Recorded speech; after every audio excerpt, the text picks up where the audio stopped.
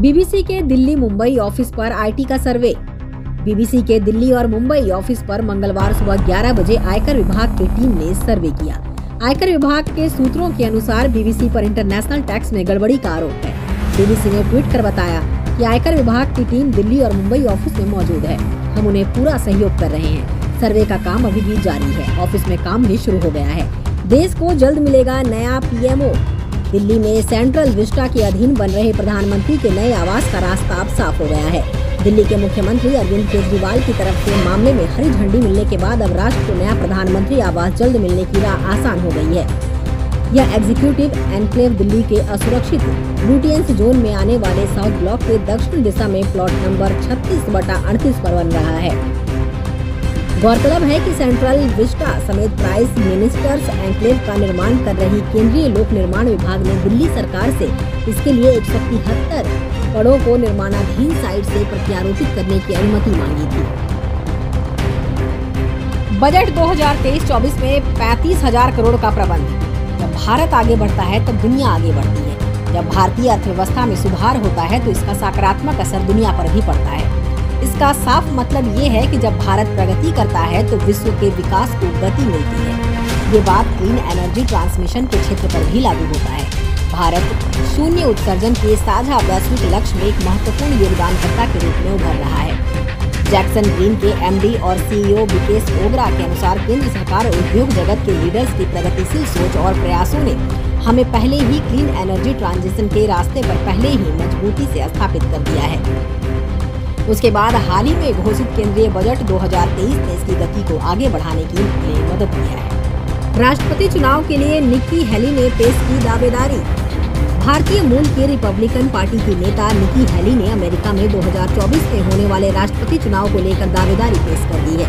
Nikki Haley की ओर से जारी किए गए एक वीडियो में ये दावा किया गया है और वो कहती दिखाई दे रही हैं कि मैं निक्की हेली हूँ और मैं राष्ट्रपति के लिए दौड़ रही हूँ। 8 राज्यों में दौड़ रही वंदे भारत। दूसरे राज्यों में बढ़ी मांग। 2 माह में शुरू होगी 2 ट्रेनें। Semi high speed train Vande Bharat express यात्रियों की पहली पसंद बनी हुई है। यही कारण है कि रेलवे मंत्रालय इन ट्रेनों के प्रोडक्शन को बढ़ा रहा है। आने वाले 2 माह में 6 से ज्यादा वंदे भारत एक्सप्रेस का प्रोडक्शन किया जाएगा। मंत्रालय की प्लानिंग है कि मार्च तक कुल 16 वंदे भारत ट्रेन ट्रैक पर हो। हालांकि अगस्त तक 75 वंदे भारत ट्रेनों का लक्ष्य रखा गया है।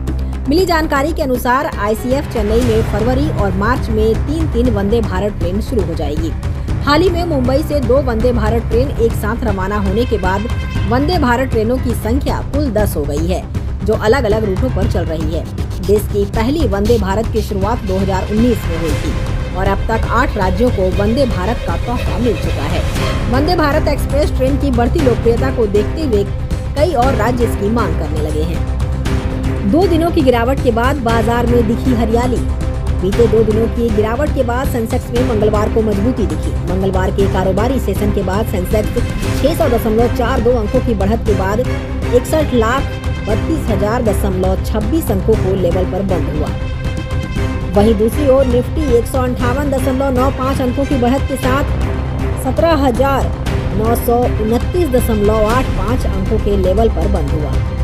सुकेश ने जैकलिन को भेजा प्यार भरा संदेश। तुर्की सीरिया के भूकंप पीड़ितों के लिए प्रियंका ने मांगी मदद।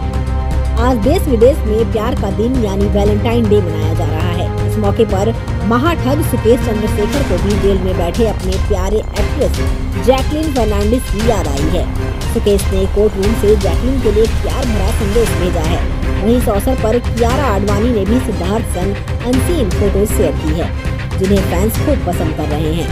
तो एक और प्रियंका चोपड़ा ने कुदरत के कहर से तबाह हुई तुर्की और सीरिया की जिंदगियों और दर्दनाक हालातों पर अपना दुख जाहिर किया है और लोगों से मदद की गुहार लगाई है। श्रेयस अय्यर के दूसरे टेस्ट खेलने की संभावना नहीं। भारत और ऑस्ट्रेलिया के बीच 17 फरवरी से दिल्ली के अरुण जेटली स्टेडियम में दूसरा टेस्ट खेला जाना है। उम्मीद थी कि पहले टेस्ट में चोट की वजह से टीम से बाहर रहे श्रेयस अय्यर की दिल्ली टेस्ट में वापसी होगी।